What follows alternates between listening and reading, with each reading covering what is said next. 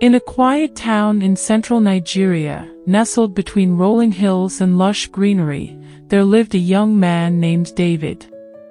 He had just graduated from the university with a degree in environmental science and was eager to start his life of independence and purpose. David was 25 years old, a tall, gentle soul with a passion for nature and a heart open to love. His parents, proud of his achievements, sent him off to serve in the National Youth Service Corps, NYSC, with blessings and prayers. David was posted to a rural community in Nasarawa State, where he was assigned to teach at the local school. The community, though remote, was warm and welcoming. It was here that David met Sarah, a beautiful young woman studying at the nearby College of Education. Sarah, who was 22 years old, was known for her grace and kindness, and her smile had a way of lighting up even the darkest corners. They crossed paths during a community literacy program, where Sarah volunteered to help teach younger children. What began as casual conversations grew into a bond neither had anticipated. They found themselves spending evenings walking along the dusty paths of the village, sharing dreams and laughter under the vast, starlit skies. By the time David's service year was ending, their hearts were inseparably intertwined. David returned to his hometown of Jos, where he quickly secured a job with the State Ministry of Environment. Despite the distance, he kept in constant touch with Sarah. Phone calls, letters, and occasional visits strengthened their relationship. David's parents, upon hearing of his plans to marry Sarah, were overjoyed.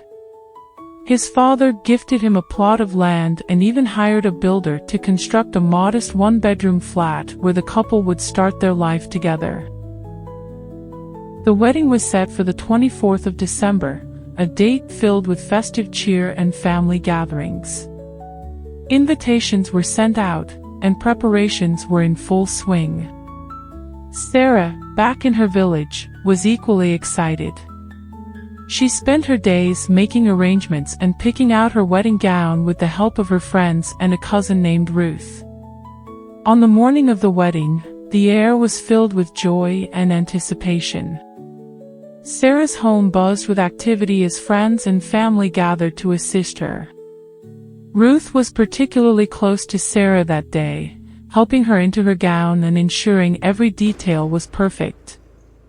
As Sarah adjusted the gown, she suddenly winced and screamed in pain. She clutched her side, describing a sharp, needle-like sensation.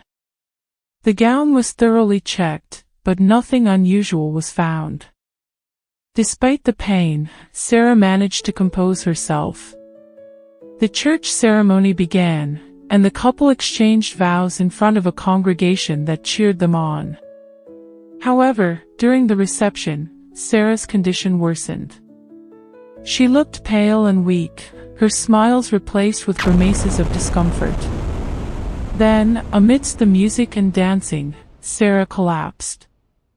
Panic ensued as she was rushed to the nearest hospital. David stayed by her side, his heart pounding with fear. The doctors worked tirelessly, but within hours, Sarah was pronounced dead. The world that had seemed so bright and full of promise just hours before came crashing down for David. The days that followed were a blur of grief and unanswered questions. David could not bear to move into the house he had lovingly prepared for their future. Instead, he stayed with his parents, trying to piece together what had gone wrong. The autopsy revealed no clear cause of death, fueling suspicions of something more sinister. As Sarah's family prepared for her burial, murmurs of foul play began to surface. Ruth, surprisingly, seemed the most grief-stricken of all. Her uncontrollable sobbing made her appear as though she were the one most devastated by the loss. Unknown to everyone except her mother, Ruth was not just grieving, she was hiding a sinister secret. After the burial, David returned to Jos and resumed work, attempting to rebuild his shattered life. 3 months later, Ruth called him unexpectedly. She claimed she was in town for a program that would last 3 weeks and that she had no place to stay. Feeling sorry for her and seeing no harm in her request, David discussed it with his parents. Together, they agreed to let her stay in the guest house at David's residence. Ruth begins her stay at David's house with the appearance of innocence and genuine concern. She starts her days early, tidying up the guest house and offering to help with household chores. In the evenings, she would engage David in long conversations, often steering the topic towards Sarah.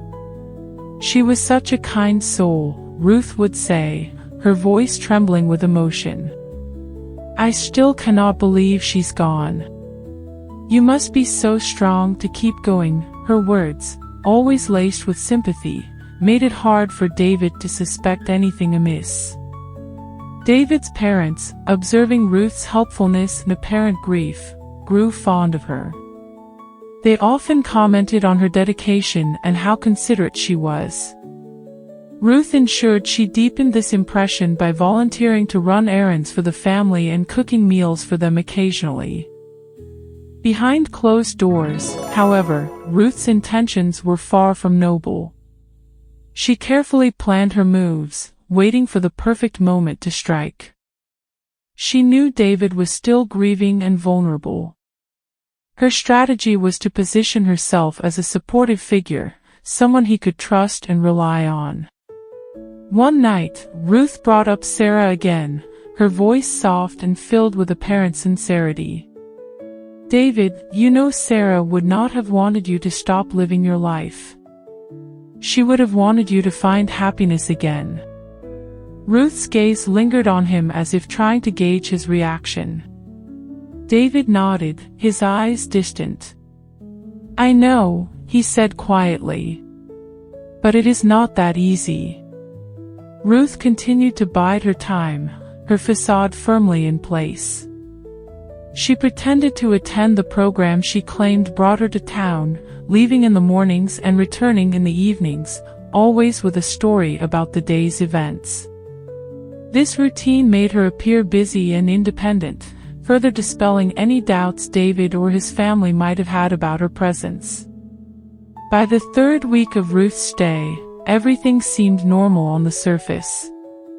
Ruth appeared polite and helpful, often cooking and cleaning to show her gratitude. She spoke to David frequently about Sarah, reminiscing about her kindness and urging him to move on with his life. Sarah would not want you to live like this, David, she said one evening, her eyes brimming with false sincerity. You deserve to find happiness again. David, though still mourning, appreciated Ruth's concern. His parents, too, were impressed by her helpfulness and began to see her as part of the family. But beneath Ruth's calm exterior, a darker plan was brewing. One night, David's mother had a vivid dream. In it, a wolf dressed in sheep's clothing roamed the family's compound, circling the guest house with glowing eyes. It let out a low, menacing growl that echoed in her ears. She woke up in a cold sweat, unsettled by the vision. The next morning, she shared the dream with her husband. There's something off, she said. I cannot shake the feeling that we need to be cautious. As the 3rd week drew to a close, Ruth's mother began calling frequently. During one of their conversations, Ruth's mother's tone turned urgent. You need to fasten your steps, as she said. We cannot afford to waste time. You know what is at stake. Ruth listened intently, nodding even though no one could see her. I understand, she whispered. I will make sure everything goes according to plan. Unbeknownst to David and his family, Ruth's true intentions were beginning to take shape, hidden behind her veil of helpfulness and charm. Ruth made her first attempt to use the charm powder given to her by a herbalist. She carefully applied it as instructed and prepared to meet David in his room. However, David was on a long phone call with a colleague about an urgent work matter, and the planned meeting did not happen. Ruth was furious at the wasted opportunity, knowing her time was running out. The next morning, Ruth informed David that her program had been extended by another week. "It is a sudden change," she said, feigning disappointment. "I hope it's not an inconvenience." David, unaware of her true intentions, assured her it was fine. Meanwhile, his mother's prayers intensified. Every night, she prayed fervently, asking the Lord to reveal and expel any evil that might be lurking in their household. Her spirit felt uneasy, though she could not pinpoint why. By the fourth week, Ruth was determined to succeed. She prepared meticulously for another attempt. That evening, she told David she needed to discuss something important and would want him to come to her room. This time, she ensured all the windows and doors were covered to block out any light, as the herbalist had instructed. She applied the charm powder once more, believing it would weaken David's resolve and make him fall helplessly for her. But in her haste, she forgot to lock the second door leading to the room. As David entered, David sat on her bed. She had rubbed the white powder face with a leaf on her mouth. "What is this about, Ruth?" he asked, slightly wary. She stood still looking at him. Before you know it, David has grabbed Ruth on the waist. She pushed him to the bed while putting off the rechargeable lantern. Before Ruth could start the process proper, the second door creaked open. David's mother, holding a flashlight, stepped into the room. She had felt a strong urge to check on her son, but somehow she went straight to Ruth's room, her prayers guiding her footsteps. The beam of light illuminated Ruth's face, her guilty expression frozen in shock. David stood abruptly, confused by the scene. "Mom? Ruth? What's going on?" His mother's eyes scanned the room, her gaze settling on the faint shimmer of powder on Ruth's hands and arms. Instinctively, she knew something was terribly wrong. "David," she said firmly, her voice steady, "we need to talk." Ruth stammered an excuse, but it was clear her plans had unraveled. In David's mother's heart, she knew the Lord had revealed the wolf in sheep's clothing that had entered their home. That night as David and his mom went to their living room, everyone was still in shock. The dad was so furious she must leave this house tonight, he said. David's mother stepped forward, her voice firm but calm. "David, we have been praying for God to reveal any evil around us. Tonight, it seems, He has answered." Ruth was summoned that night. Ruth dropped to her knees, her facade crumbling. She began to sob uncontrollably, confessing her actions. "I did not mean for things to go this far," she cried. "It was jealousy. I thought I could make you love me. My mother pushed me into this." David's father, his voice steady but filled with disappointment, said, "Jealousy and deceit have no place here. You will leave this house tonight, and your family will be informed of everything." Was escorted out of the house under the watchful eyes of David's parents. The atmosphere in the household felt lighter, as though a burden had been lifted. David sat with his parents, overwhelmed by the revelations but grateful for their prayers and guidance. That night, they prayed together, thanking God for His protection and asking for wisdom to move forward. The experience was painful, but it reinforced their faith and unity as a family. As Ruth returned to the village, she was unaware that the truth about Sarah's death had already spread. Villagers, furious upon learning that Ruth and her mother were responsible for the tragedy, gathered at Ruth's family home. Their faces burned with righteous anger as they shouted accusations. Ruth's mother, caught off guard, tried to escape the mob's wrath, but the villagers surrounded her. "Your evil has brought shame to us all," a woman cried. Others joined in, hurling insults and clumps of dirt. Desperate, Ruth's mother reached for her phone to warn her daughter, but it was snatched from her hand. When Ruth arrived, she froze at the sight of the angry crowd. They turned on her instantly, dragging her to the village square where the elders were waiting.